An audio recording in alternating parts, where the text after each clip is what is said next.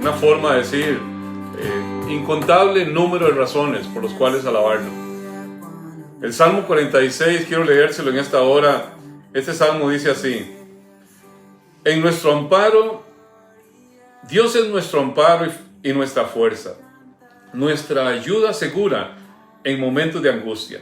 Por eso no temeremos aunque se desmorone la tierra y las montañas se hundan en el fondo del mar, aunque rujan y se encrespen sus aguas y ante su furia retiemblen los montes. Hay un río cuyas corrientes alegran la ciudad de Dios, la santa habitación del Altísimo. Dios está en ella, la ciudad no caerá. Al rayar el alba, Dios le brindará su ayuda. Se agitan las naciones, titubean los reinos. Dios deja oír su voz y la tierra se derrumba. El Señor Todopoderoso está con nosotros. Nuestro refugio es el Dios de Jacob. Vengan y vean los portentos del Señor. Él ha traído desolación sobre la tierra. Ha puesto fin a las guerras. En todos los confines de la tierra ha quebrado los arcos, ha destrozado las lanzas, ha arrojado los carros al fuego. Quédense quietos y reconozcan que yo soy Dios. Yo seré exaltado entre las naciones, yo seré enaltecido en la tierra. El Señor Todopoderoso está con nosotros. Nuestro refugio es el Dios de Jacob. ¿Usted lo cree, amado? Yo lo creo porque Dios así lo dice claramente en su palabra y tenemos que basarnos en lo que Dios dice, no en lo que a nosotros nos pueda estar pareciendo. Este es el día que hizo el Señor, en este día nos alegremos, en este día nos gozaremos en el Dios de nuestra salvación. Damos gracias al Señor por cada uno de ustedes, por todos los que de una u otra forma han estado siendo parte del proceso de ayuda, del proceso de meter una mano allí para cooperar. Hay muchas gentes que colaboran de una forma como debe ser, una forma en la cual no tenemos que andar tocando trompeta para decir estoy ayudando. Pero gracias a todos los que ahí llegan a la iglesia, dejan su aporte, dejan recursos, dejan dinero, hacen transferencias, dejan víveres. Les aseguro, todo eso se está haciendo llegar a las diferentes personas que lo solicitan y yo les animo a que no decaigamos en esto. No sabemos cuánto pueda demorar eso. Ya se escuchan algunas propuestas de reinicio, tal vez de una nueva normalidad, como se le ha dado a llamar, donde tenemos que acostumbrarnos a esto mientras esta situación esté pues por ahí presente. Tenemos que acostumbrarnos a tomar las medidas. No es que decimos, ok, se acabó, vivamos la vida normal tal como veníamos. Eso no va a estar hasta que no tengamos una vacuna, hasta que eso no se esté realmente seguro. Vamos a tener que tener una nueva normalidad. Y posiblemente, estén atentos, posiblemente a partir de esta semana, según lo que se ha anunciado, ya a la alianza misma se le habló de que dieran un protocolo en el cual podían llevar adelante las sesiones. Entonces, pues posiblemente vamos a tener que sumarnos y ahí lo haremos saber a cada uno de ustedes cuáles serán las nuevas pautas a seguir. Yo les animo a que en esta hora oremos por todos los que traen sus víveres, traen su ofrenda, traen sus diezmos, traen sus dineros y se consideran y se entienden que somos iglesia. Usted no está ajeno a la iglesia, aunque pueda estar en su casa, pero seguimos siendo iglesia. Y yo bendigo a todos aquellos que con una correcta inclinación a saber quién es su Dios, siguen en realidad dándole gratitud a Dios a través de lo que Dios les ha dado. Vamos a orar por eso. Padre, gracias damos porque hoy podemos presentar delante de ti, Señor, víveres, ofrendas, diezmos, dineros que, Señor, hemos apartado para ti y hemos reconocido que todo viene por tu infinita gracia y bondad. Así que, Señor, de lo recibido de tus manos, hoy lo presentamos y te damos gracias, Señor. Permítenos, danos la sabiduría para poder hacerlo llegar, Señor, a la persona correcta, hacer un uso correcto, una administración correcta, Señor, de todo lo que nos has dado. Tu nombre reciba gloria, tu nombre reciba exaltación, hoy y siempre, Señor. Padre, abre las ventanas de los cielos y derrama bendición hasta que sobreabunde sobre todos y cada uno de aquellos que están clamando en este momento por una ayuda, por una asistencia tuya. Padre, en el nombre de Cristo Jesús te lo pedimos y damos honor y gloria a ti, Señor. Bueno, amados, continuamos este domingo. Acordémonos que el domingo pasado estábamos predicando sobre Juan, el Evangelio de Juan, capítulo 1. Empezamos a predicar a partir del versículo 29 hasta el versículo 34, pero en realidad solo predicamos el 29, que hace una expresión de lo que el título mismo de esa predicación era el Cordero de Dios. Entonces, hoy vamos a terminar la otra parte de lo que nos resta, acordándonos que el hombre pecó, que se quedó separado de la santidad de Dios, sin forma de retorno a esa condición en la cual estuvo antes de la caída, sino es por una gestión totalmente soberana de Dios, que hace que ese hombre se integre nuevamente. Todo lo que hablamos, algo de lo que es la confesión de Westminster, que declara lo que es el hombre en la condición de pecado, y hace ver que Dios, si bien no es gestor de pecado, Él permitió eso para que Él reciba gloria en definitiva. Y tenemos que entender que como el hombre pecó, cayó en una condición en la cual a partir de ese momento todos mueren como una consecuencia del pecado. Pero en Cristo Jesús somos gente llamada a una nueva vida. En Cristo Jesús. Por un hombre entró el pecado, pero por un hombre vino la gracia. Y entendemos que esa es la condición en la que estamos ahora, justamente lo que el Señor se propició. Él es el Señor Jehová Jireh. Él se propició un cordero. Y empezamos, y les recuerdo la palabra que nos motiva a esta discusión, Juan capítulo 1, verso 29 al 34. El siguiente día vio Juan a Jesús que venía a él y dijo: He aquí el Cordero de Dios que quita el pecado del mundo. Este es aquel de quien yo dije: después de mí viene un hombre, el cual es antes de mí, porque era primero que yo. Y yo no le conocía, mas para que fuese manifestado a Israel, por esto vine yo bautizando en agua. También dio Juan testimonio diciendo: Vi al Cordero que descendía del cielo como paloma, y permaneció sobre él. Y yo no lo conocía. Dice: pero el que me envió a bautizar con agua, aquel me dijo: sobre quien vea descender el Espíritu y que permanezca sobre él, ese es el que bautiza con el Espíritu Santo. Y yo le vi y he dado testimonio de que este es el Hijo de Dios. Así que con esta palabra el apóstol Juan hace una presentación de Juan el Bautista como un testigo suyo en torno a la verificación. Primeramente lo hizo con los judíos religiosos que venían a pedir interrogatorio de Juan, y después lo hace ante una multitud donde firmemente él reconoce: ese es el Cordero de Dios. Ese es el que viene a quitar el pecado del mundo. Entonces el primer tema que tratamos fue que Cristo, el Cordero de Dios, quita el pecado del mundo. Acordémonos que el concepto de un cordero de sacrificio era algo conocido perfectamente por el pueblo judío. A lo largo de toda su historia ellos practicaron el sacrificio de un cordero por el pecado, para separar al hombre del pecado. Justamente todo lo que tengo aquí a mis espaldas, esta forma de gráfica en la cual ellos vieron por muchos años, 40 años en el desierto, estuvieron ante el tabernáculo presentado en esta forma, donde todas las tribus acampaban en torno a ese lugar, pero para poder ingresar al lugar santo, santísimo, tenía que ser a través de un sacrificio. Tenía que venir con un sacrificio, estaba el lavacro, estaba una serie de elementos que eran parte de la ceremonia, parte de la práctica del ritual, para poder una persona que estaba contaminada entrar y llegar a presentar algo delante del Señor.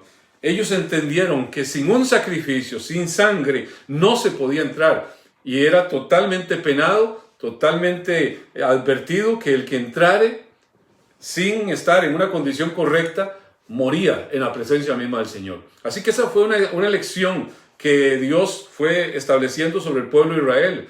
Todo eso hacía alusión al Cordero Pascual.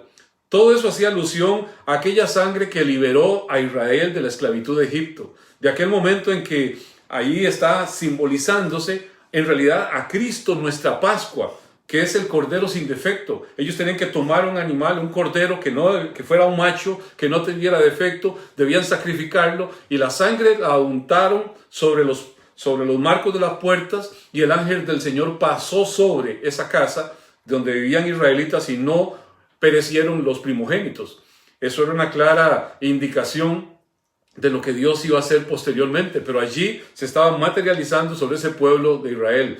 La Pascua es pasar sobre, pero tenemos que entender que todo eso apuntaba a un futuro, a algo que después iba a vivir el pueblo de Israel.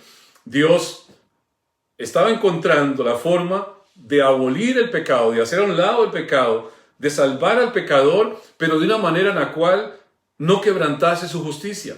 Porque claramente la palabra establecía que la paga del pecado era muerte. En realidad era algo que no tenía ninguna forma de escapar de esa condición, pero la dádiva de Dios es vida eterna en Cristo Jesús nuestro Señor. Y entonces, Cristo Jesús vino a ser ese cordero que el Señor presenta. Él vino a ser el que Dios establece allí para venir a hacer la paga por el pecado, porque alguien tenía que pagar. Y vemos ese sacrificio realizado en la forma más grosera, en la forma más cruel, en la forma más despiadada que el pueblo de Israel le aplica y los romanos le aplican a Cristo Jesús cuando Él era totalmente inocente, pero era justamente allí donde estaba llevando a cabo la verdadera Pascua, el Cordero de Dios para quitar el pecado del mundo. Israel lo que buscaba era un Mesías que fuera profeta, que fuera rey, que fuera conquistador. Pero Dios le envía a un cordero por el pecado del mundo. Y aquí tenemos que ver que ese Mesías venía a lidiar con el pecado. Era la perfecta Pascua, la definitiva Pascua. Y a partir de ese momento, el mismo Señor redefine completamente lo que es la celebración de la Pascua misma. Y nos acordamos cómo a través de algún pasaje que analizamos al final, en Lucas 22, 14 al 19, que habla cuando el Señor dice: cuánto he deseado venir a celebrar con ustedes esta Pascua. Esa Pascua, donde Él estaba presente allí. Pero inmediatamente después venía el cumplimiento real de esa Pascua. Pero al final de esa instrucción que el Señor le está dando a sus discípulos en ese aposento alto, en ese lugar donde celebraron la Pascua, también le da la normativa sobre la cual iba a celebrarse después de ese momento la Pascua. Y es lo que usted y yo conocemos como la Cena del Señor. Tenemos que entender también que a través de la historia, a través de lo que la palabra misma nos hace ver, la iglesia a partir de ese momento empezó a celebrar la Cena del Señor el primer día de la semana, que fue llamado por la iglesia primitiva el Día del Señor, y nosotros entendemos que la iglesia se reúne el Día del Señor, y en el Día del Señor celebra la Santa Cena, en el Día del Señor comparte la palabra, en el Día del Señor presentamos colaboración, ayudas, ofrendas. En el Día del Señor es que lo hemos dedicado justamente para honrar y bendecir su santo y bendito nombre. Así que, qué lindo va a ser, amados, qué lindo. Tengo un anhelo que el próximo domingo, primer domingo de este mes de mayo que inicia, pudiéramos celebrar la Cena del Señor. Pudiéramos estar juntos dándole gracias al Señor, por lo menos allí en las normativas que nos establezcan, pero qué hermoso será verles, qué lindo será poder compartir, poder decir: Señor, cuán grandes maravillas has hecho, Señor. Estamos agradecidos con todo y lo que hemos pasado, Señor. Tú eres un Dios de misericordia y de gracia y de bondad. Así que hasta ahí llegamos el domingo pasado. Ahora quiero seguir con el versículo 30 y 31, donde Juan hace ver de quién era ese que él había hablado. Y les continúo leyendo en la Nueva Traducción Viviente, como ha sido nuestra costumbre. Acabo de leer en la Reina Valera, una versión textual, de traducción textual, palabra a palabra, y ahora leemos en una versión pues dinámica que hace un esbozo más de frase a frase. La Nueva Traducción Viviente dice, de los versículos 30 al 31, a Él me refería cuando yo decía: después de mí vendrá un hombre que es superior a mí, porque existe desde mucho antes que yo. No le conocí como el Mesías, aunque estuve bautizando con agua para que Él fuera revelado a Israel. Vea cómo los profetas habían anunciado con mucha anticipación al que iba a venir. Juan el Bautista aquí anuncia esa eminente llegada. Él no dice aquel que va a venir, no, sino que está señalando con el dedo. Ese es el Cordero de Dios. Ese es el que viene a quitar el pecado del mundo. O sea, sin mayor pompa, sin mayor cosa externa ahí, ni nada de un poder majestuoso, pero con una firmeza por aquel que ha tenido una revelación de parte de Dios, podía señalar, no porque él era un familiar de él o no porque tuvieron un acuerdo previo, porque ahí claramente Juan está confesando que él tuvo que ser objeto de una revelación de lo alto para poder ver en este Jesús al Cristo. Y ahí, en ese sentido, es que él dice que no le conocía, porque es un asunto de que no en el sentido de conocer desde el punto de vista de un mero conocimiento personal, no. Ahí claramente esa traducción, la Nueva Traducción Viviente, hace ver cómo él aclara que no le conocía como el Mesías, no le conocía en su rol. Juan el Bautista venía a bautizar, estuvo bautizando en un bautismo que era visible, que era en agua, pero está señalando a aquel que viene a bautizar interiormente, al que viene a bautizar por el Espíritu Santo, a borrar los pecados, a borrar toda esa iniquidad. Este fue el mensaje que empezó a partir de ese momento, que arrancaron los evangelistas a anunciar. De hecho, Mateo tenía un mensaje que era dirigido principalmente al pueblo de Israel. Los demás evangelios también eran armoniosos con ese mensaje, y que iba a ser un mensaje para todas las audiencias en torno a lo que ese Mesías venía a hacer. Les recuerdo el Evangelio de Mateo, capítulo 4, verso 15, dice: tierra de Zabulón, tierra de Neftalí, camino del mar, del otro lado del Jordán, Galilea de los gentiles, el pueblo asentado en tinieblas vio gran luz, y a los asentados en región de sombra de muerte luz le resplandeció. Desde entonces comenzó Jesús a predicar y a decir: arrepentíos, porque el reino de los cielos se ha acercado. Ni más ni menos que allí estaba por fin la promesa de la venida del Rey. ¿Anunciada por quién? Primero por Juan y luego por el mismo Rey.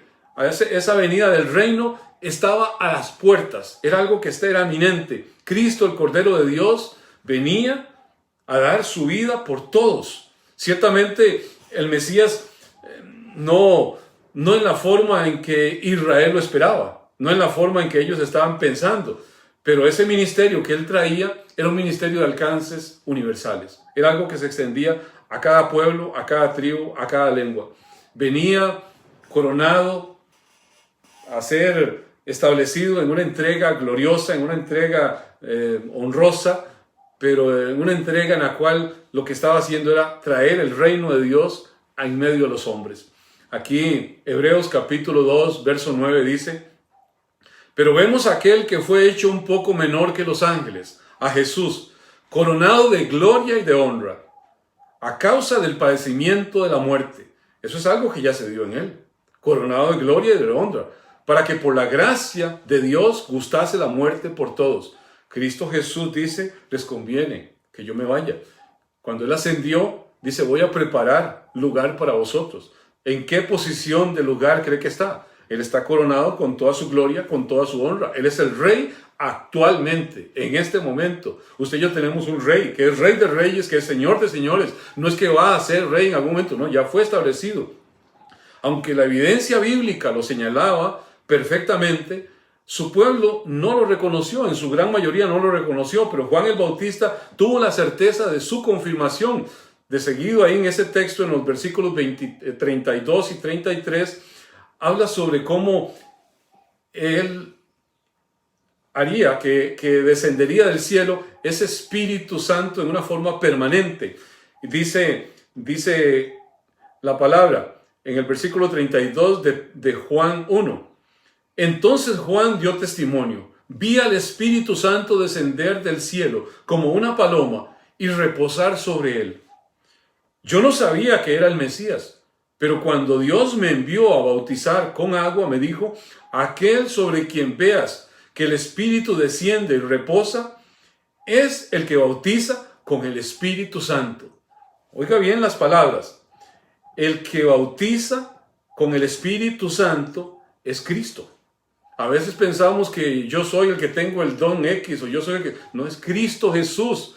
Este es un acto que es confirmado por todos los evangelios, por todos los sinópticos, y aquí en el Evangelio de Juan está claramente dicho. Lucas 3:22 dice: y descendió el Espíritu Santo sobre él en forma corporal, como paloma, y vino una voz del cielo que decía: tú eres mi Hijo amado, en ti tengo complacencia. O sea, Dios le permitió a Juan el Bautista tener la confirmación visual de un hecho espiritual extraordinario, inequívoco, para que él estuviera absolutamente seguro de lo que estaba pasando ahí. Así es el Señor, lleno de gracia, lleno de bondad, para afirmar su testimonio sobre los corazones de sus ministros, sobre los corazones de todos aquellos que han oído ese llamado, que tienen esa claridad de ese llamado, y permite que podamos avanzar seguros anunciando a aquel que cambia todas las cosas, que cambia nuestras vidas y que cambia las vidas de todos los demás. En Cristo el Espíritu Santo viene sobre él, viene en una condición y lo distingue el hecho de que le fue dado el Espíritu Santo sin medida a Cristo Jesús. A veces es algo que es mal entendido, quizás, y se aplica a veces como que todos y cada uno de nosotros tenemos esa dimensión, cada uno de los hombres. Pero aquí se está refiriendo claramente a Cristo en esa dimensión de no límites en cuanto a la manifestación, en cuanto al poder del Espíritu Santo en él. Veamos el texto que da pie a esto. Juan capítulo 3, verso 34 dice: porque el que Dios envió, las palabras de Dios habla, pues Dios no da el Espíritu por medida. A veces pensamos que eso lo está diciendo sobre mi vida, pero al que Dios envió, al que está hablando las palabras de Dios, aquí está refiriéndose al Hijo de Dios. Él es el que entra en una condición de que es en esencia, en poder, en gloria, igual al Padre, igual al Espíritu. Es el único Hijo de Dios. Y nosotros tenemos que para poder entender pasajes de estos claramente, pues verlo en el contexto en que se da. Aquí con solo leer en otra versión y leer otros versículos adicionales, usted encuentra realmente la claridad sobre esto. Por ejemplo, la Nueva Traducción Viviente en este versículo de Juan 3:34, y si leemos el 35 también, dice así: pues Él es enviado por Dios a hablar la palabra de Dios, porque Dios le da el Espíritu sin límites. El Padre ama a su Hijo y ha puesto todo en sus manos. Claramente, todo es una mención al Hijo de Dios.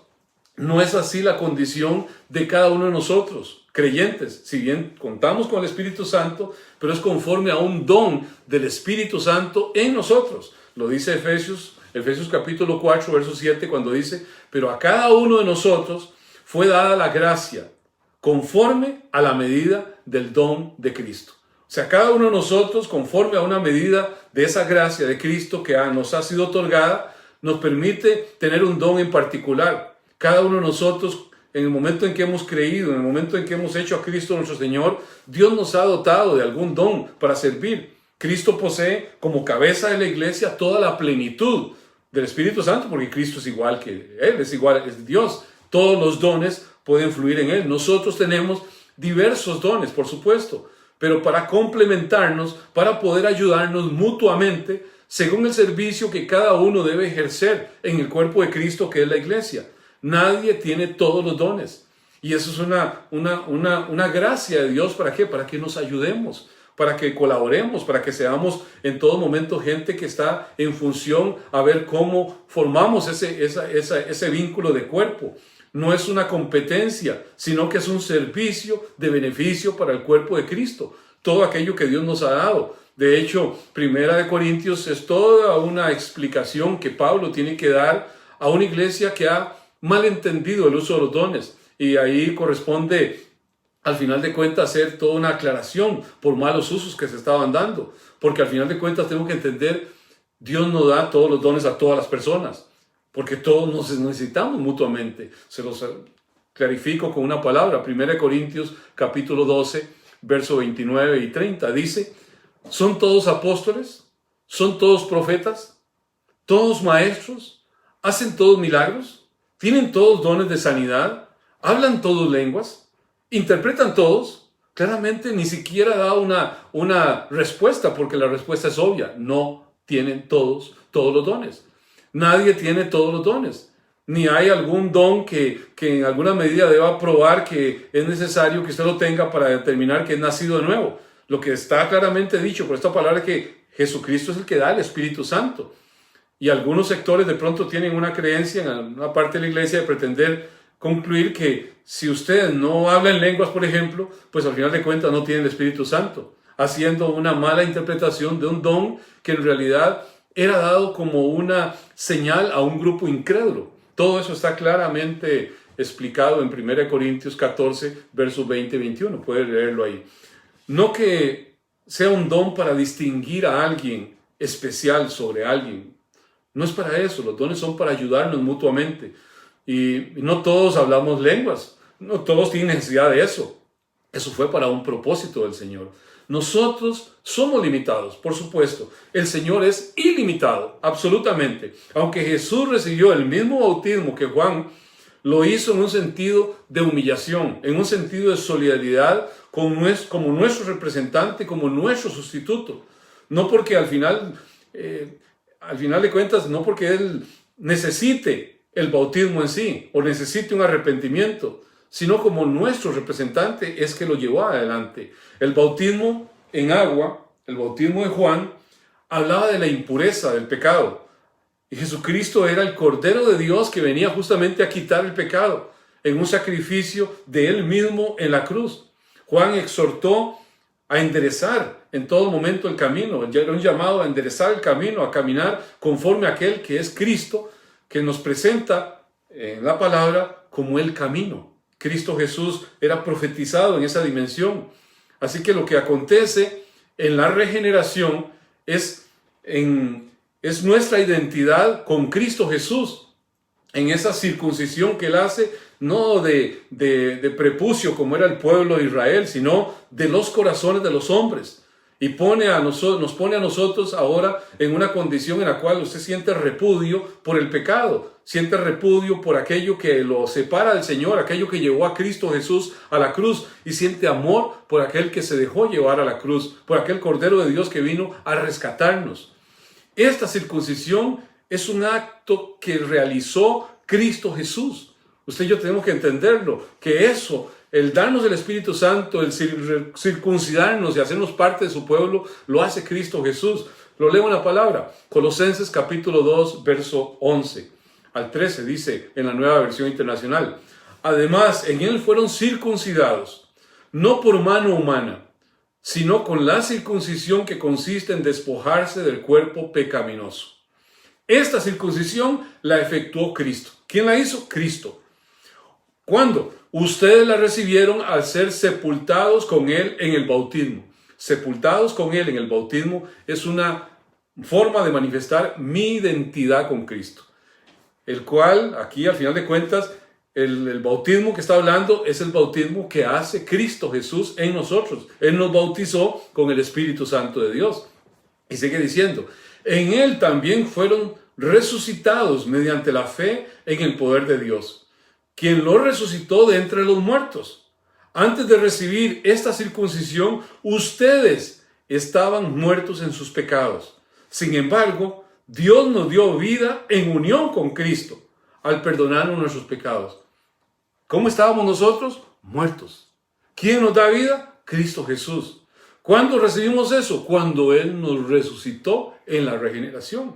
Cuando Él puso su Espíritu Santo en nosotros. El que está muerto no puede hacer nada, absolutamente nada, para volver a la vida. No tiene ninguna posibilidad. Es por la gracia salvadora. Y todo esto es realizado por Cristo Jesús instantáneamente en la regeneración. Ese es el bautismo del Espíritu Santo que es el que Cristo Jesús da, la identidad con Él. Y luego es confirmada, por supuesto, en un acto de fe, de obediencia, en el cual de forma física vamos nosotros al bautismo en agua. Y lo hacemos como obediencia porque la palabra así nos lo hace ver. Es una identidad de caminar como Él es. Una identidad de parecernos a Él. ¿Cómo es el Señor?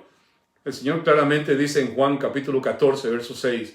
Jesús dijo, yo soy el camino, yo soy la verdad, yo soy la vida. Nadie viene al Padre sino por mí. Así que en ese camino de santidad nosotros lo logramos con Cristo. Lo logramos caminando con Él. A pesar de nuestras torpezas, a pesar de nuestras limitantes, es una acción posible solamente en Cristo. Isaías lo dice claramente, Isaías 35:8, cuando dice, y habrá allí calzada y camino, y será llamado camino de santidad. No pasará inmundo por él, sino que Él mismo estará con ellos. Y el que anduviere en ese camino, aun por torpe que sea, no se extraviará.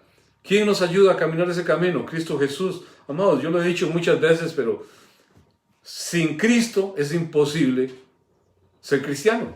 Es imposible, no podemos caminar la vida de santidad sin Cristo. Él nos ayuda a caminar. Dios le permite a Juan el Bautista ahí ver la manifestación visible del ungimiento de Jesús por el Espíritu Santo y el inicio de todo ese papel mesiánico que él venía a cumplir. Mateo 3:16 dice: y Jesús, después que fue bautizado, subió luego del agua, y aquí los cielos fueron abiertos, y vio al Espíritu de Dios que descendía como una paloma y venía sobre él. Y hubo una voz del cielo que decía: este es mi Hijo amado, en quien tengo complacencia. Hay diferentes formas del amor. Hay un amor que Dios manifiesta sobre toda la creación. Él hace llover sobre buenos y malos. Es un asunto que Dios lo manifiesta sobre toda la creación. Pero Dios tiene un amor diferente. Un amor que lo da, aquel amor que podemos llamar misericordioso, sobre pecadores que tal vez no se han arrepentido, pero que Dios ha llamado a su arrepentimiento, que están en ese proceso. Pero hay un amor que está sobre todos, que es el amor que Él expresa que tiene sobre el Hijo. Ese amor complaciente. Y es el amor que tiene sobre todos aquellos que son como Él, que de alguna manera son elegidos de Dios, son escogidos de Dios, son llamados por Dios. Vea lo que dice el siguiente versículo, el versículo 34. Dice así: Jesús es el Hijo de Dios. Dice, versículo 34, vi que eso sucedió con Jesús. Por eso doy testimonio de que Él es el elegido de Dios. Usted y yo podemos ser gente elegida si hemos creído en Cristo Jesús. Pero Él es el elegido. En mayúscula, en negrita y todo lo que usted quiera. Nosotros podemos ser ungidos del Señor, pero Él es el ungido. Nosotros podemos ser cristianos, pero Él es Cristo. O sea, hay una preponderancia, hay una condición de relevancia extraordinaria sobre Él. Esa es la confesión central de todo lo que es nuestra fe cristiana. Es la confesión central que tuvo un Pedro, por ejemplo, el apóstol Pedro, llevado por el Espíritu Santo en Mateo capítulo 16, verso 16, dice: respondió Simón Pedro, dijo: tú eres el Cristo, el Hijo del Dios viviente. Entonces le respondió Jesús: bienaventurado eres Simón, hijo de Jonás, porque no te lo reveló carne ni sangre, sino mi Padre que está en los cielos.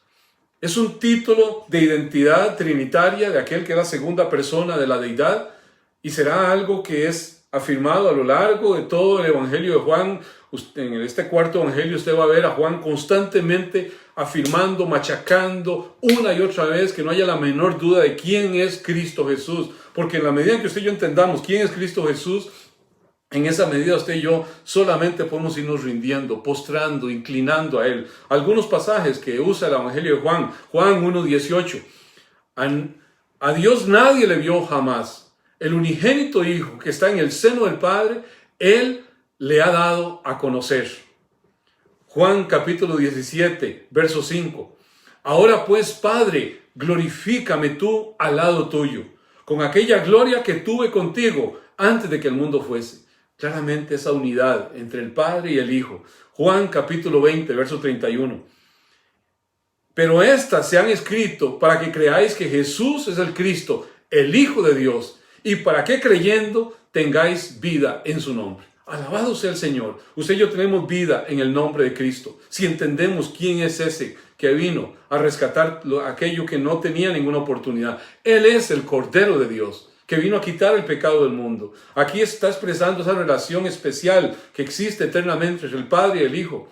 Es esa relación especial que como un eco es escuchado, que nunca va a dejar de sonar, que nunca se va a extinguir. Esa declaración que cuando Jesucristo subió de las aguas, el cielo se abrió y dijo: este es mi Hijo amado, en el cual me complazco, en el cual tengo complacencia. Todos nosotros como creyentes, por supuesto que somos hijos de Dios. Somos hijos de Dios, pero en un sentido limitado en el sentido de que somos hijos de Dios en nuestra relación con Cristo. Todo lo que obtenemos, lo obtenemos a través de Cristo. Es en el sentido exclusivo que Cristo es el Hijo de Dios, el ungido de Dios. La palabra hace ver, da fe claramente de que usted y yo somos hijos de Dios. Dice la palabra en Romanos 8:14. Porque todos los que son guiados por el Espíritu de Dios, estos son hijos de Dios. ¿Es usted guiado? ¿Es usted guiada por el Espíritu de Dios? Pues alabado sea el Señor si Él le ha hablado en algún momento. Usted es un hijo, usted es una hija de Dios. Gálatas 3:26 dice: pues todos sois hijos de Dios por la fe en Cristo Jesús. Lo que a nosotros nos da ese credencial, lo que a nosotros nos da esa identidad, lo que a nosotros nos da esa valía, es que el Señor puso su Espíritu Santo en nosotros, nos bautizó con el Espíritu Santo para que usted y yo tuviésemos la identidad de ser hijos de Dios. Pero Jesucristo es el ungido del Padre, es el unigénito del Padre. Jesucristo es el Señor, Jesucristo es el elegido de Dios, Jesucristo es el Hijo de Dios, Jesucristo es el Rey de los Reyes, Jesucristo es el Señor de los Señores. Solo para Él, solo de Él es toda la alabanza, es toda la gloria. Solo ante Él usted y yo debemos rendirnos. Solo ante Él, que merece toda nuestra adoración, toda nuestra exaltación. Amados, que toda esta situación que usted y yo quizás hemos estado viviendo, pasando, no haga otra cosa más que permitir que nos podamos rendir delante de Él. Yo le animo a que este día y todos los días de nuestra vida, al ver nuestra debilidad, al ver nuestra falta de posibilidades, podamos rendirnos a Él. Rindámonos al Señor un instante y oremos inmediatamente. Todo a Cristo yo me entrego con el fin de serle fiel. Para siempre quiero amarle y agradarle solo a Él. Yo me rindo a Él. Yo me rindo a Él. Todo a Cristo yo me entrego. Quiero serle fiel. Amados, rindámonos ante aquel que es merecedor de todo nuestro afecto, de todo nuestro amor, de toda nuestra gratitud. Señor, hoy nos inclinamos ante ti y reconocemos, Señor, que tú eres el Cordero de Dios que vino a quitar el pecado del mundo. Reconocemos, Señor, que esa declaratoria de Juan, hecha ya 2000 y tantos años, Señor, hoy podemos entenderla porque tu palabra es verdad y tu palabra nos señala claramente que tú eres Jesucristo, el Hijo de Dios. Ante ti nos rendimos, Señor, ante ti doblamos nuestra cerviz, ante ti nos inclinamos y confesamos, Señor, que te necesitamos, que hemos sido pecadores, que no hay forma de encontrar nosotros, por nosotros mismos, Señor, salida a nuestra condición de pecado. Hoy nos inclinamos ante ti y te decimos, Señor Jesús, me rindo, no quiero contender más, Señor, contigo. No puedo, Señor, llevar adelante una vida correcta, perfecta, sin ti, Señor. Hoy me inclino a ti, Señor, con cada uno de mis hermanos. Y todas nuestras debilidades, todas nuestras flaquezas, todos nuestros temores, todos los rendimos a ti, Señor. Y reconocemos, Señor, que tú eres el único Dios verdadero y eterno. Que tú eres Jesucristo, nuestro Señor. Que tú eres Jesucristo, nuestro Salvador. Que tú eres el elegido de Dios. Que tú eres el que nos has dotado de tu Santo Espíritu para vivir vidas diferentes. A ti, Señor, toda la gloria. A ti, Señor, toda la alabanza. A ti, Señor, toda la adoración por siempre y para siempre. Amén y amén. A Él sea la gloria. Amados, que este tiempo que hemos pasado pueda ser ese tiempo realmente de humillación, de inclinación, de rendirnos delante del Señor. Vamos a volver a una nueva normalidad, pero más rendidos a Él, más inclinados a Él, más agradecidos con Él. Él es el mismo ayer, hoy y siempre. Que Dios le dé sabiduría a las autoridades para poder hacer esto de una forma precisa, correcta. Seamos nosotros consecuentes con eso. Acuérdese, no podemos ir en contra de las autoridades porque no hay autoridad sino de parte de Dios. Tenemos que someternos en todo a ello, tenemos que ser obedientes, llevar adelante los lineamientos, estemos en todo momento atentos a las medidas de esa nueva normalización. Nosotros apenas sepamos algo, se los vamos a hacer saber por estos medios, pero también estemos atentos a saber que esto no se va a restaurar en una semana y hay muchos hermanos que van a necesitar nuestro auxilio, nuestra ayuda. Estemos atentos de que no escasee la provisión en el granero José. No necesitamos tocar trompeta para decir aquí estoy aportando. No. Simplemente vayamos, presentemos, hagamos la transferencia, el dinero que tengamos allí y podamos saciar la necesidad. La abundancia de uno es saciar la necesidad del otro. Les bendigo en el nombre del Señor conforme a su palabra. Que el Señor Dios te bendiga y te guarde. Que ese buen Dios haga resplandecer su rostro sobre ti y tenga de ti misericordia. Que ese buen Dios alce sobre ti su rostro, llene tu vida, llene tu casa, llene tu corazón de paz. En el nombre del Dios Padre, del Dios Hijo y del Dios Espíritu Santo. Se les ama mucho, amados. Dios les siga bendiciendo.